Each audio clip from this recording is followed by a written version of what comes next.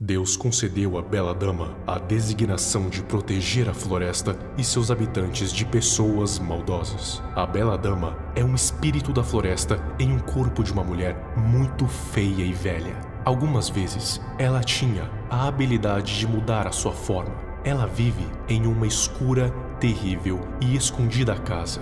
Com o tempo, Bela Dama começou a odiar os tolos ainda mais, pois eles destruíram o que ela estava tentando proteger. Se antes ela apenas os apavorava e afugentava, agora ela mata indiscriminadamente aqueles que andam pela floresta. Ela é um demônio que atrai jovens para a floresta onde os mata. Ela possui duas aparências. De primeira, quando elas a conhecem, ela é uma jovem e linda mulher. Depois da vítima estar atraída pela sua beleza, Bela Dama se transforma em um horrendo e tremendo monstro. Ela mata o jovem e devora seu coração, pois apenas assim ela pode manter a sua aparência jovem. Ela sai apenas durante a noite e nunca sai da floresta. Então nunca ataca a vila das pessoas, mas apenas aqueles que passam pela floresta. Olá, amante do terror.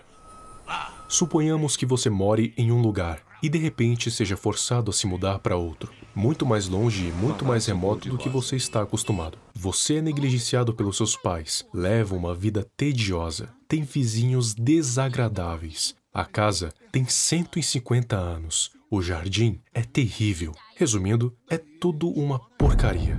Só que de repente é concedida uma oportunidade a você. A oportunidade de ir para outro lugar em que tudo o que é ruim seria transformado em bom e o que é bom seria ainda melhor. Parece um paraíso, não é? Claro que parece. E é justamente por isso que os eventos do filme Coraline se desenrolam de uma maneira tão catastrófica.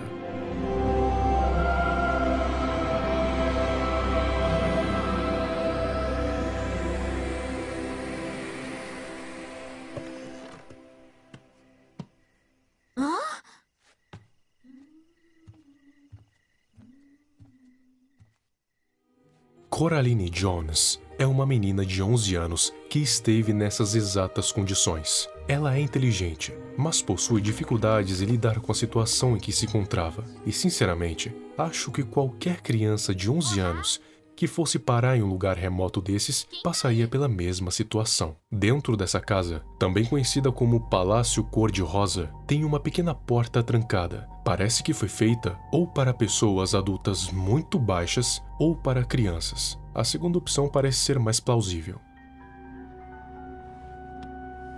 Ei, mãe! Onde essa porta aqui vai dar? Estou ocupada, muito ocupada. Acho que ela tá trancada. Vem cá! Coraline pede para que sua mãe, Mel Jones, destrancasse a porta. E a chave tinha o formato de um botão de camisa. E por ser uma chave diferente para uma porta diferente, a mãe deduziu que essa seria a chave certa. E convenientemente, era mesmo. Só que, além de uma parede de tijolos, dentro da porta não tinha absolutamente nada. Devem ter fechado essa passagem quando dividiram a casa. Fala sério. E por que essa porta é tão pequena? Nós fizemos um trato. Calada!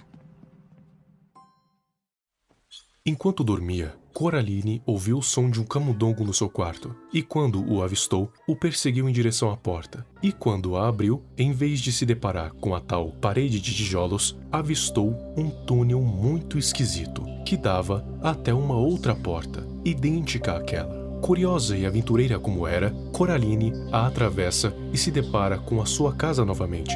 Porém, algo estava diferente. Os móveis, os quadros, cheiro de comida da boa, aquilo definitivamente não era normal.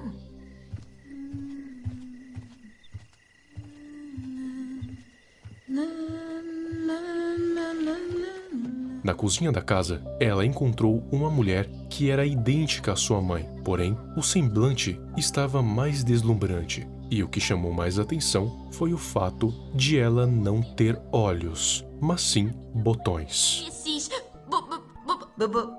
Botões? Você gostou? Eu sou a sua outra mãe, bobinha. Agora vai lá dizer... Você lembra da introdução desse vídeo, onde eu cito o folclore romeno? Pois bem, se você for atento, já sabe que essa mulher não é uma outra mãe, tampouco Mel Jones. Ela é Bela Dama, ou Beldam, se preferir. Bela Dama é uma entidade que era destinado a proteger a floresta. Porém, depois de começar a consumir carne e almas jovens, o espírito se tornou corrompido. E não apenas isso, mas depois de encontrar uma das passagens para o chamado Outro Mundo, se tornou uma anfitriã dele, tendo o poder de controlar e moldar aquela dimensão de acordo com as suas necessidades. Que chuva! O Outro Mundo é uma dimensão de bolso e, como tal, é minúsculo, trilhões de vezes menor que uma dimensão comum. Mas o Outro Mundo não foi feito para ser grande, foi feito para ser prático. Quando a Bela Dama chegou nesse mundo pela primeira vez, não havia nada, era somente um vazio branco. E podemos ter um vislumbre disso no filme, quando Coraline tenta sair do Outro Mundo andando em uma direção e chega na parte vazia, que é a verdadeira natureza dessa dimensão. Alguma coisa tá errada. Não era pro velho poço estar aqui? Aqui não tem nada. É a parte vazia deste mundo. Ela só fez o que sabia que ia impressionar você. Com o tempo, a Bela Dama foi aprendendo a se aperfeiçoar dentro do Outro Mundo. Aprendeu a manipulá-lo, a controlá-lo, a criar seres vivos baseados no que já existiam na dimensão original. Depois de muito tempo, o Outro Mundo já tinha se tornado uma armadilha mortal para crianças infelizes. A Bela Dama conseguiu recriar o Palácio Rosa dentro da dimensão de bolso, mas óbvio que tirando todos os defeitos aos olhos das suas presas. Ou seja, tudo o que uma criança via de errado com aquele lugar, a Bela Dama criava uma versão melhor daquilo no Outro Mundo. E tudo o que a criança gostava, ela dava um jeito de melhorar ainda mais. Assim que terminava, dava um jeito de atrair a sua atenção até lá, como se atrai um inseto a uma teia de aranha. E é nessa parte que você me pergunta como a Bela Dama sabia do que a sua presa gostava ou não gostava. Se você assistiu ao filme, conhece a icônica introdução, com a bruxa pegando a boneca e a reconstruindo, a deixando com a mesma aparência que Coraline, o que dá a entender que, antes daquela boneca virar a Coraline, a aparência era de uma das crianças que a Bela Dama já tinha capturado antes. E o que é essa boneca? Pelo que pude interpretar, a Bela Dama consegue enxergar através dos botões, ou seja, todo e qualquer botão existente dentro do Outro Mundo é como uma extensão dos seus olhos, mesmo que esses olhos saiam do Outro Mundo. Então, a boneca em si é apenas um disfarce para nutrir a simpatia da criança, mas o que realmente importa são os botões nos olhos da boneca, pois a Bela Dama consegue ver através deles e assim espionar a vida da criança e adaptar o Outro Mundo de acordo com os gostos e desgostos delas. E assim que a presa chegar do outro lado, vai se deparar com um mundo perfeito que ela sempre quis. Para efeitos de comparação, você teria um PlayStation 5, um PC Gamer da última geração que se auto-atualiza, internet de velocidade infinita e muita comida. De início, você pode até se convencer de que não aceitaria nenhum tipo de proposta, mas convenhamos que, se você não soubesse quem era a Bela Dama e se deparasse com o paraíso, você seria pego fácil. E vamos ser sinceros, mesmo se você conhecesse, ainda assim iria titubear, porque ela iria apelar nas propostas cada vez mais. Mas todas essas maravilhas têm um preço.